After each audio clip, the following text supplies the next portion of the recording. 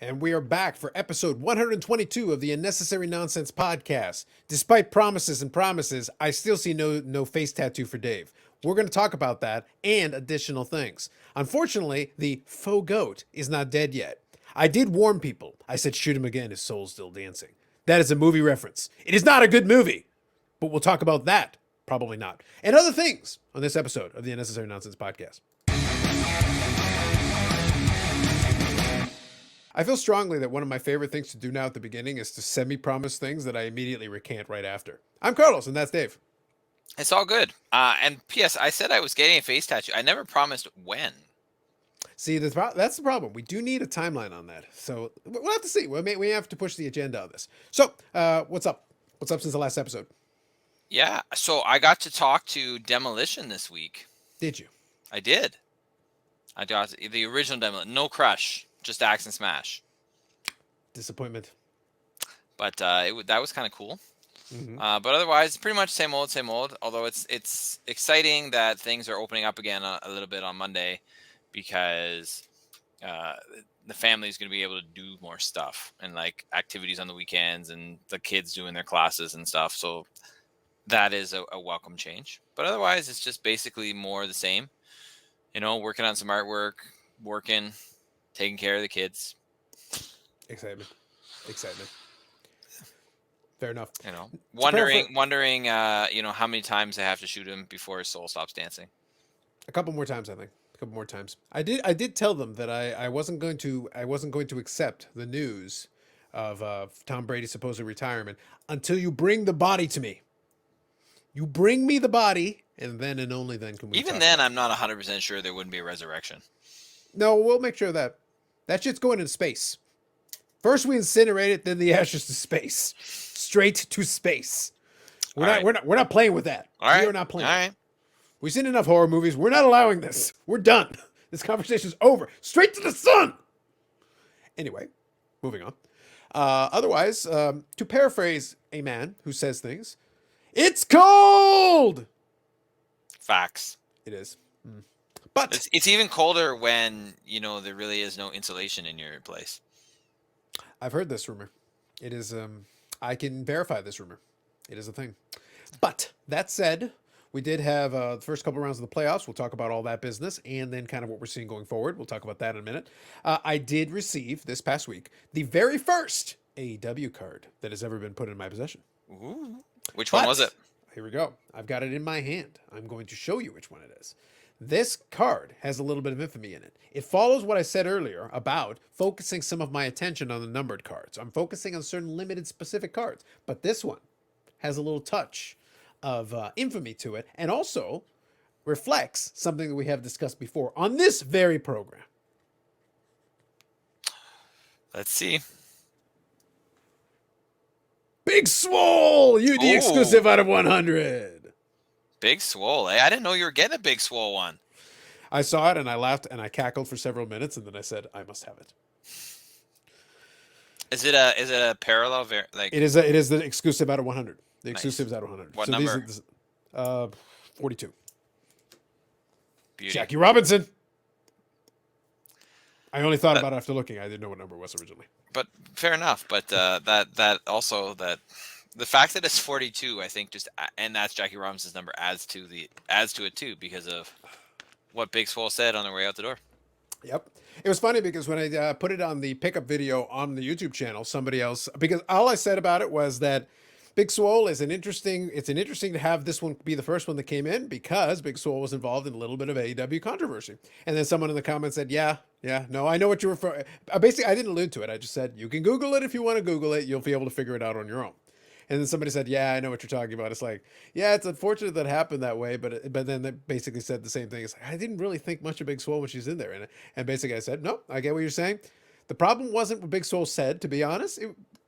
It is your opinion. You can state your opinion. I don't think there's anything wrong with what Big Swole said. We discussed it already earlier, but just to rehash the point.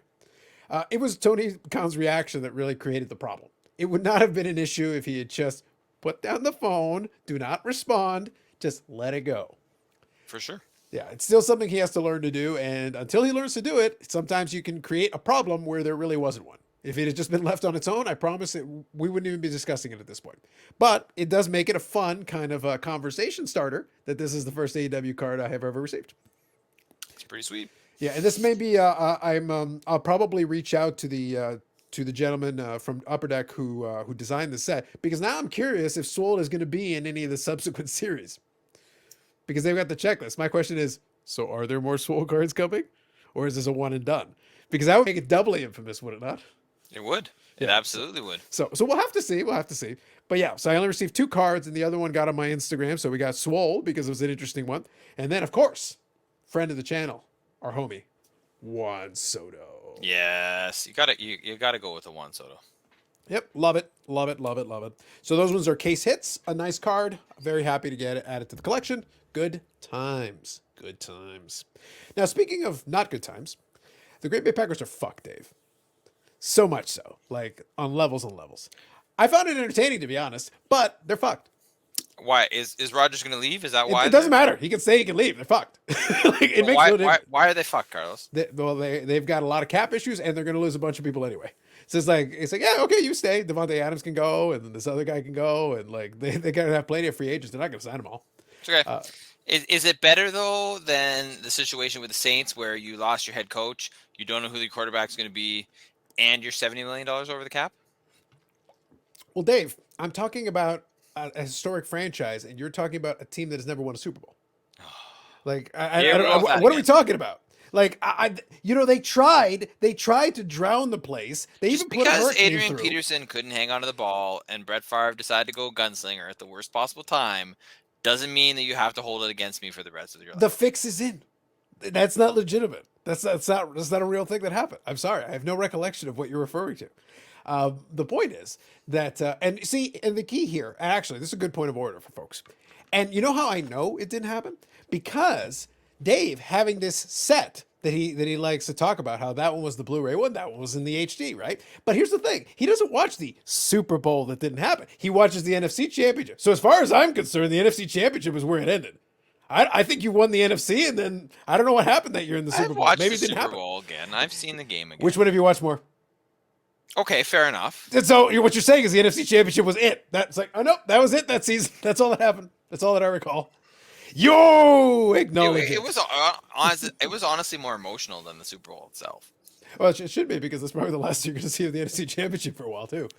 That's for sure. Yeah, so it's like, take what you can get. Take what you can get. I think a lot of franchises need to understand. It's like, don't take it for granted. It's not that easy. No, I honestly feel like the best sports advice, or take stock moment that someone has ever told me was you, Carlos, when you said, do you realize how fortunate it is that every team we root for has won a championship in our lifetime? Yeah.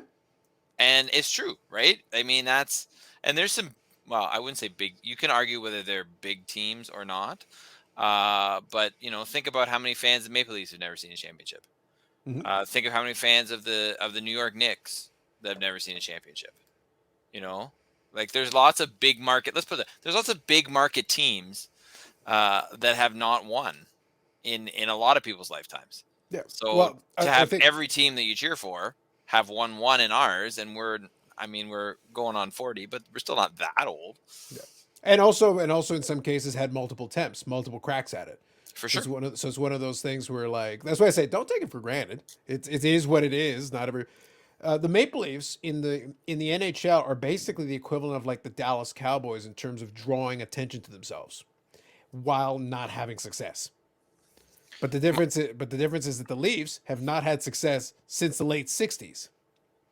Yeah. The Dallas Cowboys, though, haven't won a damn thing in 25 years. And every year that goes by, we're adding another year to that. But they're right. They make headlines, and they have no problem getting attention. But there is no success to really, they've made playoffs. They've had a couple playoff series here and there. They've had some disastrous meltdowns. So have the Dallas Cowboys. They've made playoffs. They've had disastrous meltdowns. It's like, yeah, you're getting a lot of attention, but not for good reasons all the time. And you each more disastrous than the last. Yeah. As you keep telling people how you're there. Like I said, the Dallas Cowboys are still hanging on to that whole America's team. It's like, I don't know, man. I feel like eventually you have to win something if you want to keep that moniker. That's just me. But to each their own. But yeah, we'll see. I think the biggest problem that they have is that They're stuck between two conflicting things. They're going to lose some players for sure. That means the team isn't necessarily going to get better. If you decide to keep Aaron Rodgers and you're able to keep Aaron Rodgers, you're looking at almost any scenario you do, you're probably going to have to pay him an ungodly amount of money. Hmm. Even if you brought him back for the veteran minimum, you'd be paying upwards of 20 million plus. For You're going sure. to take a cap hit no matter what. And again, if Devontae Adams wants to explore other avenues, well, there's your number one wide receiver gone. The offense stalled at the worst possible time this year, and they've had their little struggles in high leverage moments. That wide receiving core could be decimated. Like there's a lot of pieces. Now, if Aaron Rodgers does the smart thing and runs away, you're in rebuild mode, and you're hoping Jordan Love's the answer. I don't think he is. So you don't have a quarterback. You probably won't have a wide receiving core. So you go from being 2 times in the NFC Championship and being like, they can probably go advance again. They could have actually. That game was close enough.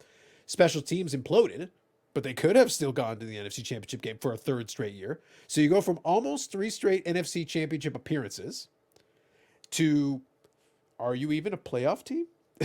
Yeah. So that's a rapid decline. Almost 3 consecutive NFC championships potentially, if you had been able to close the deal in the previous game here, to being like, are you even good? And by good, I mean, are you even relevant? So you're going to field the team, you say. So we'll have to see what that looks like. And again, I think they would be to me, it would be very, for my trolley heart, it would be the most amusing thing if they did trade Rodgers to Denver or traded him to Pittsburgh or wherever, somewhere. And he was able to get to the playoffs. And God help them if he won a Super Bowl with one of those teams. I don't care Yeah. which one. It would be hilarious. I would die of laughter. And how do we know that I would die of laughter? Well, I have 3 McFarlands that hang out right there in that top section. 3.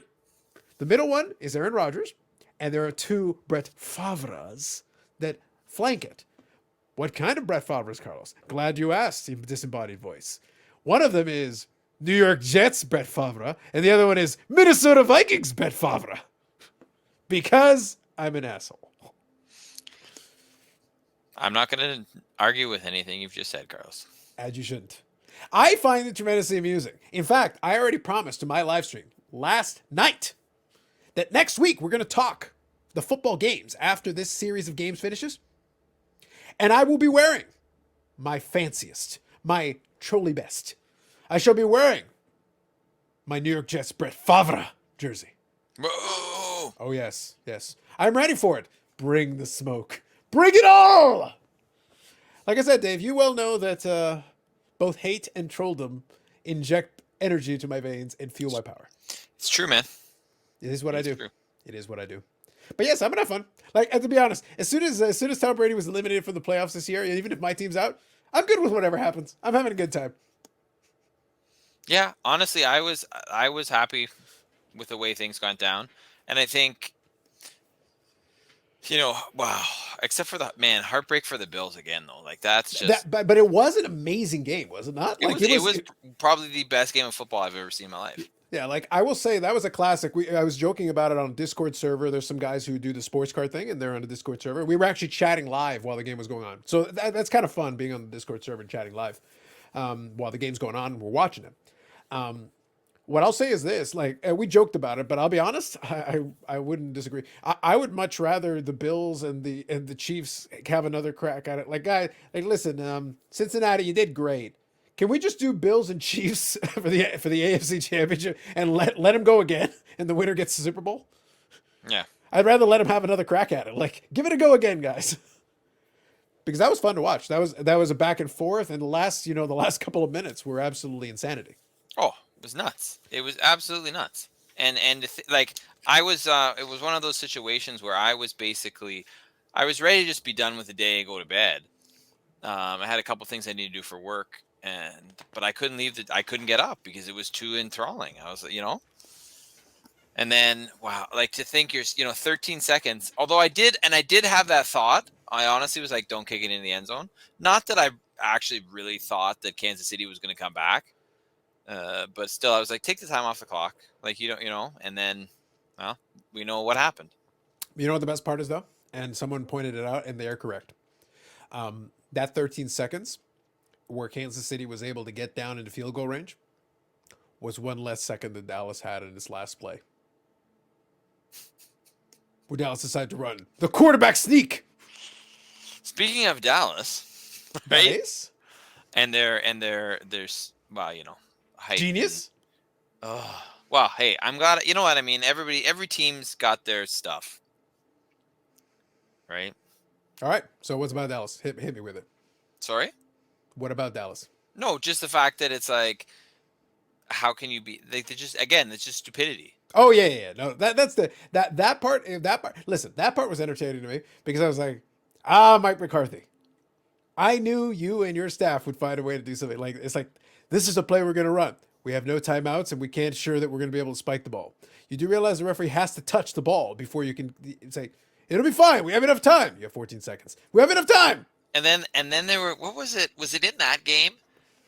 I think it was in the Kansas City, but it might have been the Cincinnati game. But there was a play where it was like a timing where the ref, right? And they're like, see, the ref didn't touch the ball here, right? And well, Cowboys fans are gonna have something to say about this. And I watched the play and I'm like, you don't actually see the ref at all in the video clip you're talking about, which proves nothing. Mm-hmm. I was like, but congratulations on your confirmation bias here. The refs did not screw you. You screwed yourselves, Dallas. Yeah, well, the problem with the Dallas thing is that they had innumerable opportunities if they wanted to try to get it back in that game and win. That one play did not make the whole thing. Why were you in that position in the first place? You do have to accept some responsibility at a certain point. Just accept it. It is what it is. Deal with it. But whatever. Listen, I'm not going to worry about that. That's on them. I was amused by it. That finished I got a kick out of it. Like I said, for the most part, other than my team not winning a game that was perfectly winnable, I have been tremendously amused by a lot of this. And that weekend, like we're just talking about the last game where we were talking about the Chiefs and Bills. The other game was crazy. Well, yeah, they all were. Like there were 4 games, and all of them came down to the last play. Yeah, which is awesome. I mean, you can't, as a football fan, as a neutral, you cannot ask for more than what you got on division weekend. Yeah, I think we all got our money's worth on that one, so no complaints there. And then if we could get half as good a games tomorrow, that would be wonderful. I would be ecstatic with that outcome. So 100%. we'll have to see. We'll have to see. All right. So here's my question. All right. Pretentious cross country running, straight into the football, straight into the wrestling. What do you Let's want? go. Well, we're talking football anyway. Let's keep it going with the football. All right. So first of all, let's do it. We got 2 games. We are down to the final 4 in the National Football League. So final 4. All right. Who you got? We got Rams and 49ers. I'm gonna take the Rams, but I would not. I mean, this is I feel this is the game that has the potential more so to go either way, despite the fact that the Bengals have beat Kansas City already this year. Okay. But it seems to be that San Francisco has the Rams number, but I just think the Rams are overall, top to bottom, a better team, and I feel that talent is finally going to win out. Okay. Are you concerned at all about Matthew Stafford or that team having turnover issues, given that towards the tail end of the Tampa game, they started having a ton of turnover issues, and historically Stafford has had a couple, and he's actually been very clean up until this point. Yeah. Maybe I'm not concerned about it. Like, would it surprise me if he threw a pick or maybe 2? No. I don't think you're going to have the fumbleitis that you did in the Tampa Bay game. All right. That does not worry me. Follow-up question. Let's assume then that goes that way. So if it's the Rams, then so be it. The other kind of storyline with that, and I also picked the Rams. That's kind of my thought. I'm basically going chalk. Just to be clear and simple on this, I've got Rams and Chiefs, but I want to talk about the Chiefs thing more once we get to that game. But the whole thing with the Rams, if for some reason it works out the other way, and the 49ers get there, it does create a bit of an interesting dynamic in the sense that all of a sudden you got Jimmy G, who probably would be on his way out in most cases, but getting to a second Super Bowl. So do you get rid of Jimmy G and go with Trey Lance, or? Yeah, right. Like how it's kind of really you're gonna say, and even if they win it, right? Which is Yeah. like. But I'm saying even getting there makes your life more complicated. If somehow you win it, it's like, hey, thanks, great job, Jimmy G. Get the fuck out. But Yeah. I just won the Super Bowl. Get out. I mean, let's be real. If they're gonna win anything, if they're gonna, however far they go, or however close they make it, it's gonna be on their defense. Oh no, I agree. But I'm just saying it would be a very. But what I'm saying dynamic. is, yeah, it's gonna be hard to keep, get rid of him, but at the same time, Just You the know what would be defense has gotten them where they are, right? Can I give you the greatest troll move of all time? Yes. All right. Again, now we're in the final four, but this final four, I don't care who wins. I don't have a horse in the race. It makes no difference to me, to be clear. So this is my preamble to what I'm about to say. From a I enjoy watching the world burn situation, Dave. The best thing would be if somehow San Francisco gets to the Super Bowl. They play Kansas City or whoever. Kansas City or Cincinnati. Makes no difference what the combo is. Kansas City would be funnier, though. The 49ers win the Super Bowl. The 49ers win the Super Bowl, and somehow it becomes similar to that New England Rams Super Bowl where it's actually shitty. But despite that, Jimmy G just enough. He actually is very mediocre, but he does just enough to get the Super Bowl MVP where Tom Brady couldn't. And he actually wins Super Bowl MVP, but it's again really shitty. He gets like 200 yards passing, but like it's 9-6. Like Yeah. it's a really shitty game. But he wins Super Bowl MVP. They do the celebration and everything, and the 49ers are like, we're gonna let you go. And then basically he's like, I'm the reigning Super Bowl MVP. It's like, but we made an upgraded quarterback. Let us introduce to you Aaron Rodgers. I was like, what? I was like, let it burn. They win the Super Bowl and they still upgrade a quarterback. That would be hilarious. Come on, it'd be so good. It would. And by the way, San Francisco, former California guy, Yeah. full circle, bros. That's why I formulated it that way. I thought it's like, come on, that'd be so good. As long as he can still, do all his Pat McAfee appearances, right? Yeah, but I'm just saying, would that not be glorious? Like from a beautiful trolling, it's like content standpoint, it's like, so now he's with San Francisco, huh? The defending Super Bowl champions. And what's Jimmy G doing? Hey Jimmy, I think there's an opening in Jacksonville. Trevor Lawrence is like, what the hell, man? Again, chaos, Dave. I want upheaval. I want chaos. I'd be okay with it. Yeah, like let's have some fun. This is good. I'm good with it. Whatever. I'm just saying, I thought I'd throw that out. All right, second one, AFC. Yeah. So I mean, the instinct is to just outright pick the Chiefs. But the Bengals match up pretty well here, and they did win against KC in the regular season. So I think it's entirely possible that the Bengals win. But if I look at the game, I think this is one of those games where the experience and the momentum and the X factor of Patrick Mahomes wins this game for the Chiefs. So the Chiefs should win. Like I said earlier, I'd go with chalk. However, the scenario that could play out, the only real scenario I see for Cincinnati is if they can hang in there and keep it close, because that's where it becomes interesting. Yeah, but I don't know. Like, depends. When you say hang in there and keep it close, I mean, what was it? 34-31 was the score in the game previously, wasn't it? I'm thinking more along the lines of, for whatever reason, Kansas City has trouble getting out of the blocks. They start off slow. They do one of those deals. Okay. And what happens is it becomes a little bit more of a slugfest because really the big thing that I would worry about with Cincinnati is that Joe Burrow was sacked 9 times in that win. You can't keep getting killed consistently. Like, if he keeps taking sacks, eventually that's going to mess up the fact you managed to win, congratulations. But normally you don't take 9 sacks and win the game. That isn't how this works. If they can clean that up even a little bit, if he takes, 6 or 7 sacks instead of 9, huge improvement. But again, if they're able to keep it fairly low scoring, all things considered, and it becomes late in the game, basically what I'd be looking at if I was Cincinnati is I'd want to be in a position to have a puncher's chance, and I want a position where Andy Reid suddenly has to control clock management. That's really what I want. I want to put the clock management in Andy Reid's hands, and Patrick Mahomes is like, no, our mortal weakness. It's like, Andy, put that away. It's like, but I can control the clock. It'll be fine. I've won a Super Bowl. No, Andy, no! Just saying. I could see that happening, yeah. Yeah, that's the scenario that I can foresee. Is like Andy Reid has one blind spot. He has never been good at clock management. He struggles mightily with this. And I was like, you really could just hire a guy whose only job it is to manage your timeouts and clock management. Yeah. And that's all they do. You can cook up whatever offense thing that you want to do, and with Patrick Mahomes and do that. You are great at that. Really great at that. That's the thing that you do. But clock management, not the thing that you do. Please stop doing that thing you do not do. Yeah. So, yeah, I mean, that's the kind of thing you think that if it's going to go the other way, something like that's going to happen, right?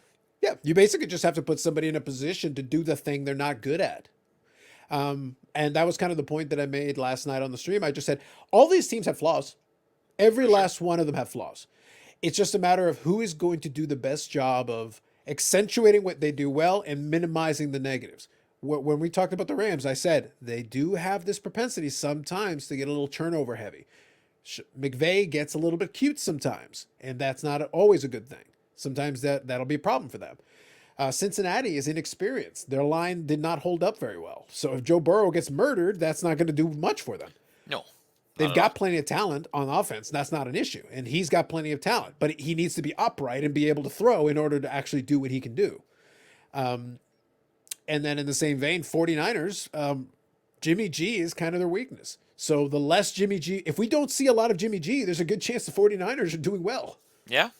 So it's like, if we don't hear about the guy for most of the game, it's like, oh, the game plan is working.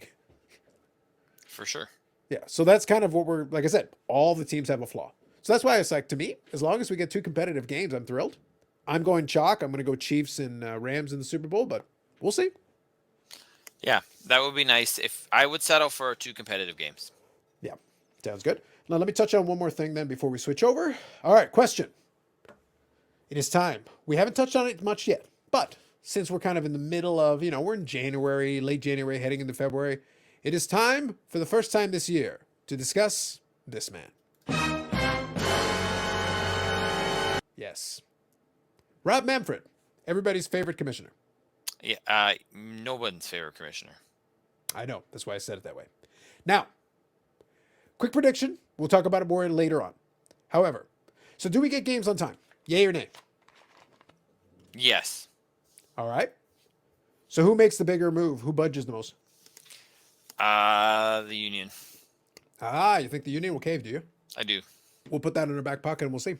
I'm just kind of curious because I'm sitting back. I'm not too worried about it right now. But I did want to bring it up since obviously, we're headed rolling into February. We're not that far away from when we'd start, pitchers and catchers will be reporting. Yeah. So it's like, I just thought I would bring it up now. We'll discuss further as we get a little bit closer to that time period. But this is the opening salvo of a discussion that will be to be continued. Now, all right.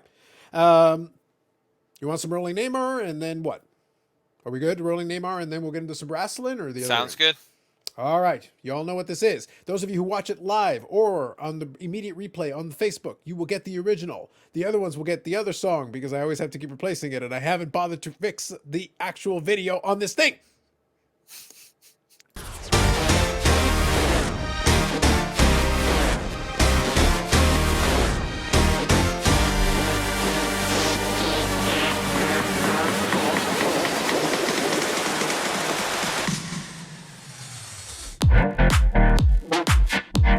Lack of effort for the win.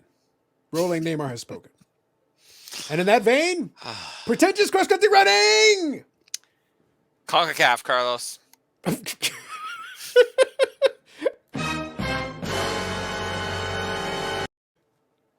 That one I'm just doing for the sound effect. I kind of almost just want to leave it and be like, that was a pretentious cross-country running for it, and just move on. No, you know what? Screw it. That's what we're doing. All right, pretentious cross-country running over. All right, on to some wrestling. Anyway, all right, so I got a couple of things that I can talk about if you want to touch up, but was there something specific? By the way, I'm actually serious. We're moving on. All right. Let's go. Yeah, so first of all, I would like your reaction on the appearance by Danhausen. Oh, yes. I wasn't 100% surprised. I was sort of surprised. I was surprised it came up in the Lights Out match. And I was kind of surprised that the interaction of Danhausen was with Adam Cole staring at him, probably cursing him, and then just leaving.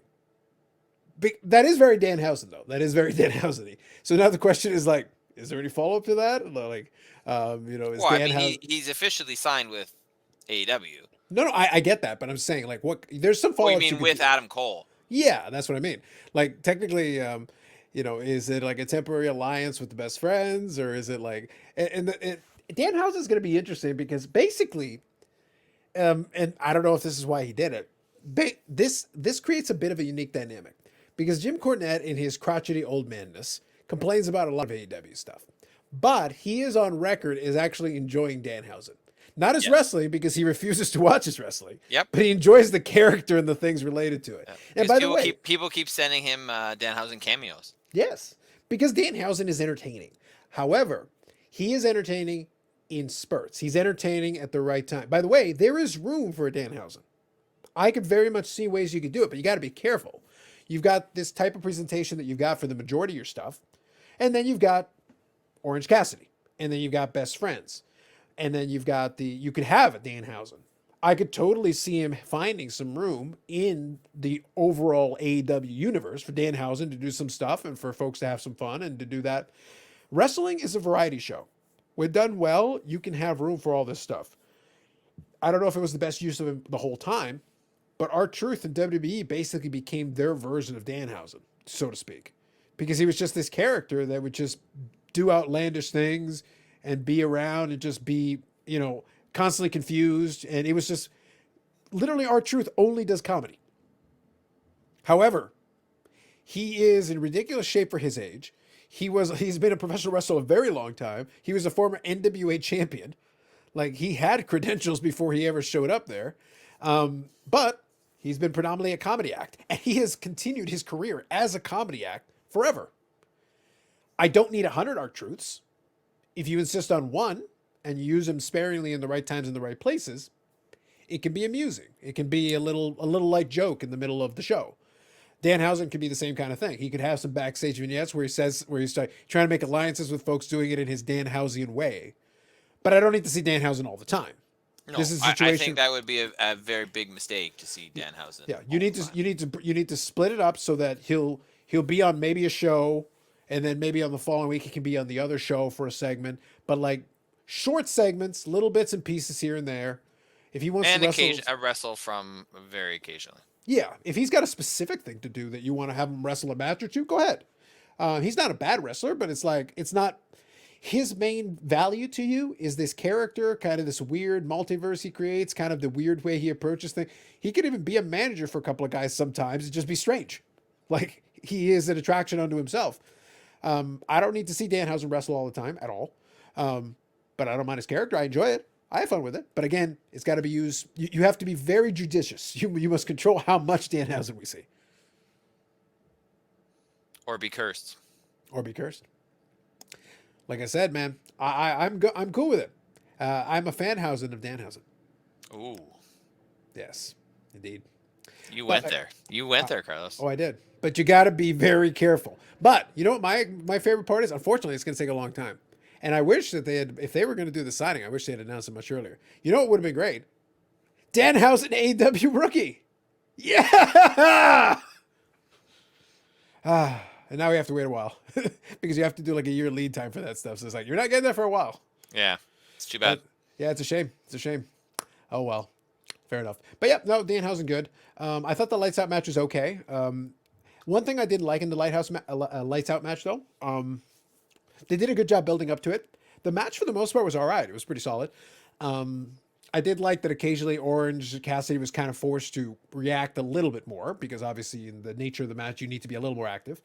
I didn't like the finishing spot because like he held him for like what felt like 45 minutes before finally like just fall on the damn thing. Now, good news for AEW, they did a much better job on the camera angle for the stupid thing. 100%. Way better job. Better guys. Much better. You're finally learning. Good. You have the spot planned. You know what you're going to do. It's very safe, but it looked 1,000 times better. You shot it better. It looked better. Agreed. Yeah, you just need to get to it a little bit quicker, like to get to the point, guys. Yeah, you know you're gonna fall. It was definitely improvement on that. I honestly didn't think the show was that great. I thought the ladder match for the TNT Championship was good.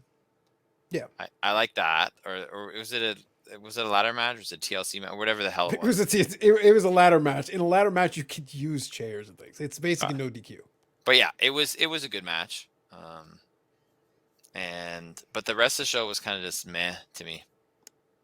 Look at this guy. But I will here's an interesting conversation. I want to go with something because this is something that was brought up, believe it or not, on 80s Wrestling, the podcast. Oh my God. 2 weeks ago.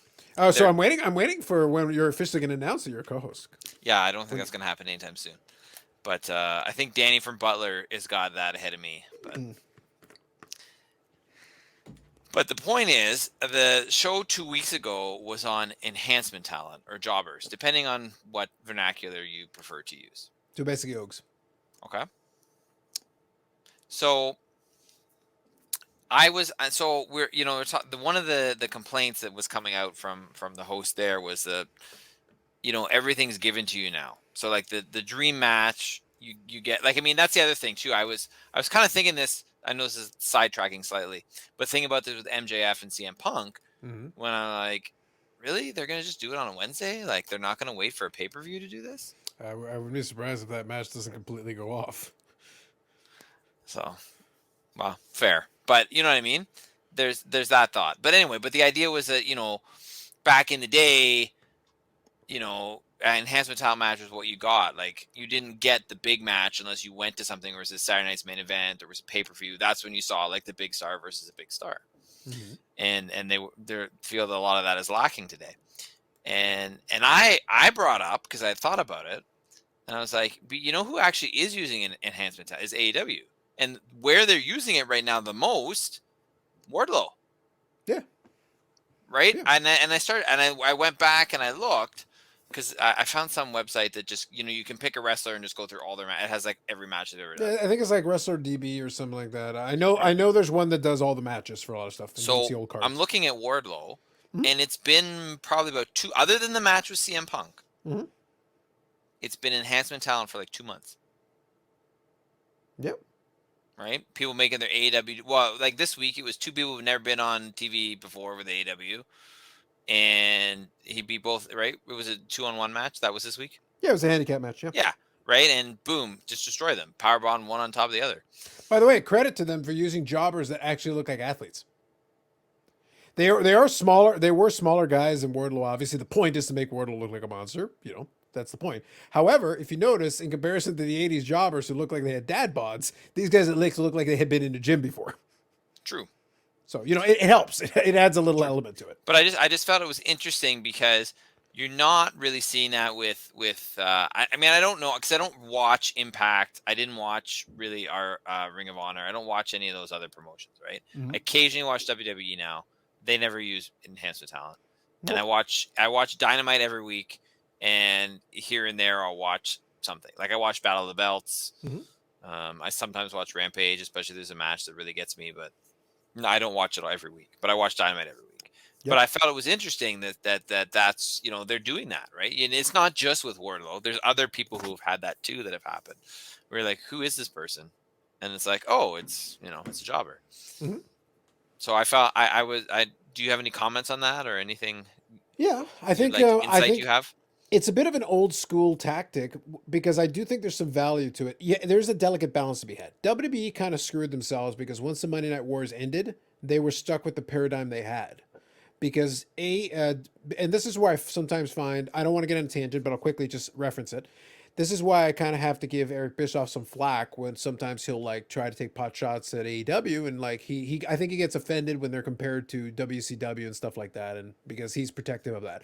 And I'm like, well, in the same vein that you helped build up WCW, you also laid the foundation for its destruction.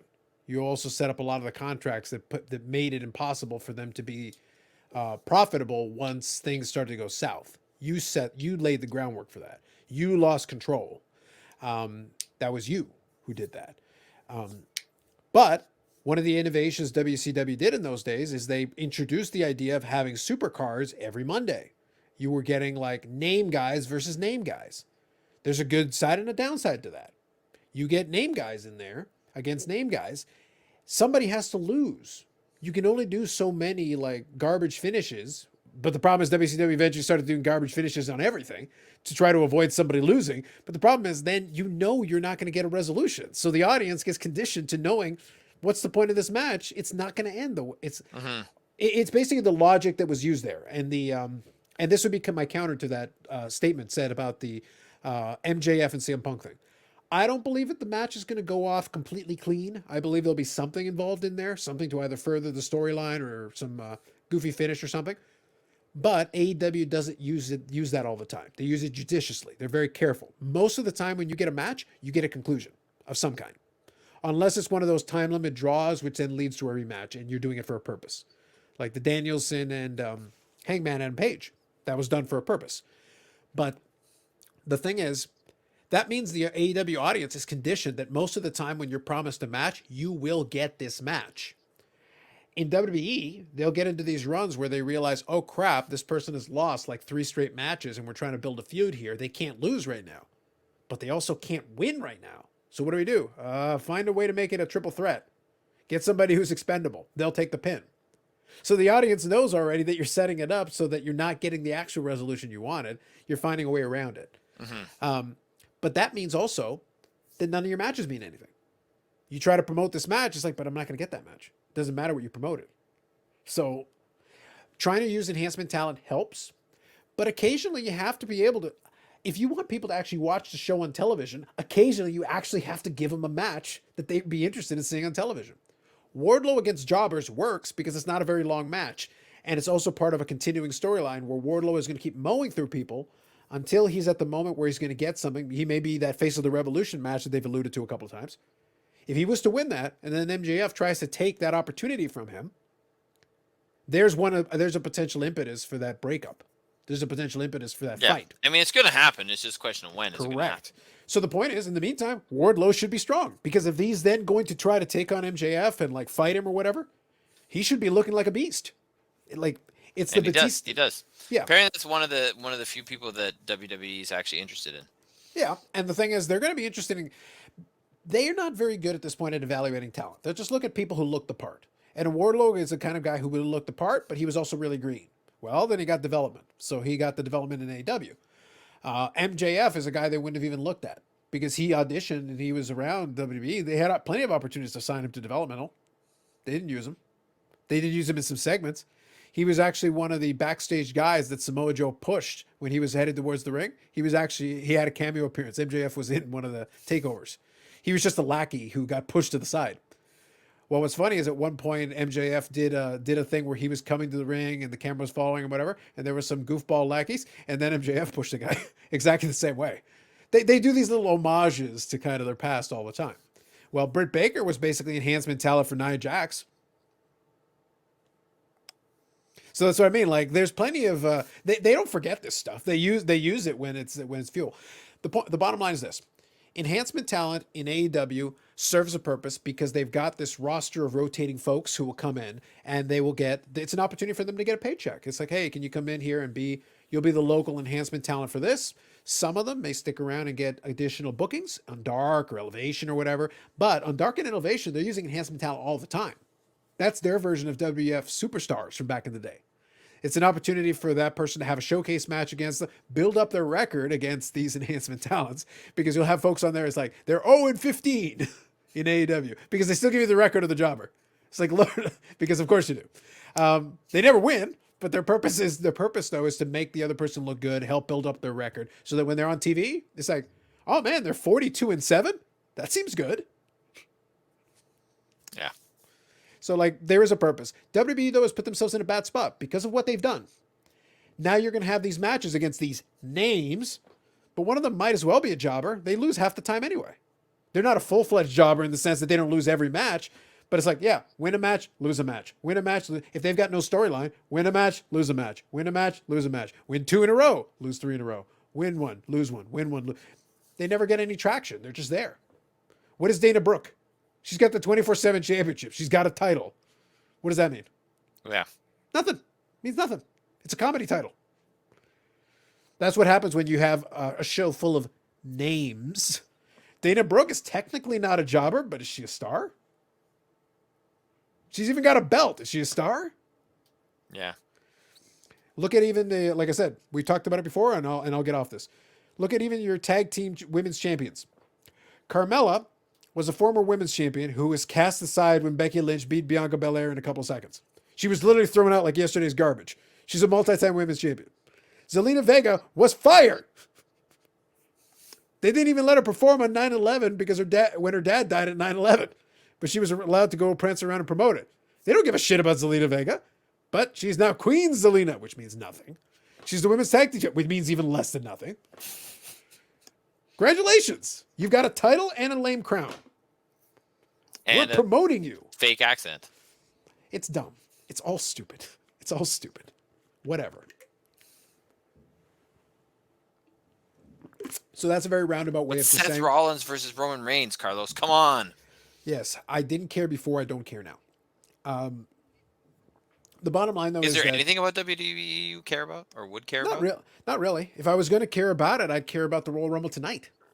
The Royal Rumble used to be my favorite match because a favorite pay per view, because the Royal Rumble match always used to be a classic match. But go look at the rosters. Go look at what they did. They fired so many people. That the women's thing, they literally are like, hey, women's Royal Rumble. We brought back the Bella Twins. Great. Why? They literally needed Mickey James from Impact, who they fired. And they're like, could you come back and do the Royal Rumble? Why? We got nobody. Okay. This is stupid. The good news for them is Sasha Banks is back. It's like, great. Awesome. More filler for the Rumble. Is Sasha Banks going to win the Rumble? Probably not. Maybe she will, maybe she won't. But if she does, okay, great. Who are you facing? Becky Lynch or Charlotte? Oh, but Ronda could come back. Cool. If that's the case, she'll probably win the Rumble. So Sasha Banks coming back means what then? She's fodder to get thrown over the top rope like everybody else? Idiots? Who cares? You're morons. You're wasting my time. Men's Rumble. Who's going to win the Men's Rumble? Think of the ones that have been favored. Think of the ones that they've suggested could win. Oh, Goldberg could win the Rumble. That's stupid. That's really dumb. Oh, Big E could win the Rumble. Not likely. Who else you got? Who else you want? Like, seriously, in the men's thing, just off the top of your head, right now, who doesn't have one of those big titles? Brock has one of the titles. Roman Reigns has one of those titles. Who wins the Rumble? By the way, Bobby Lashley is in a title match. So he's out. So who wins the Rumble? Yeah. And even whoever's left, whoever you pick, are you interested in seeing them against either Brock Lesnar or Roman Reigns? Not really. Correct. The only match that anyone would give a shit about is Brock Lesnar and Roman Reigns. The Bobby Lashley against Brock Lesnar? Okay, that'll be kind of fun. But is Lashley going to win? Yeah. I hear what you're saying. So you give me a match where I already know what the outcome is. There's plenty of times where you'll know what the outcome is, and that's still interesting because you want to see how storyline you'll play going forward. And then there's other times where you give me a match where I know what the outcome is, but I also know there's nothing coming after. So what's the point? Sorry, just speaking of WWE, because this popped in my head because I was thinking about it. Did you catch, or did you have any thought to the fact that in one of the promos for the match tonight, so the Seth Rollins versus Roman Reigns, yeah, Rollins was alluding to the Shield. Mm-hmm. Yeah, about Mox. Yeah, he said Mox instead of Dean Ambrose. Mm-hmm. I'm going to say no because at this point they've dropped little messages about him already a couple different times. My thought process is that because obviously people throw out that rumor, but a lot of folks have thrown out that rumor. Look, I'll give you an example. At this point, everybody wants to. Right now, WWE's kind of gotten into the blurring the lines thing that AEW likes to do. They like to have a little bit of fun. You know who else made a little dropped a hint about potentially being around during the Rumble? Cody Rhodes. Remember, he's a free agent, quote unquote. Yes. In his Instagram thing, he put something that alluded to him being in the city where the Rumble is being held.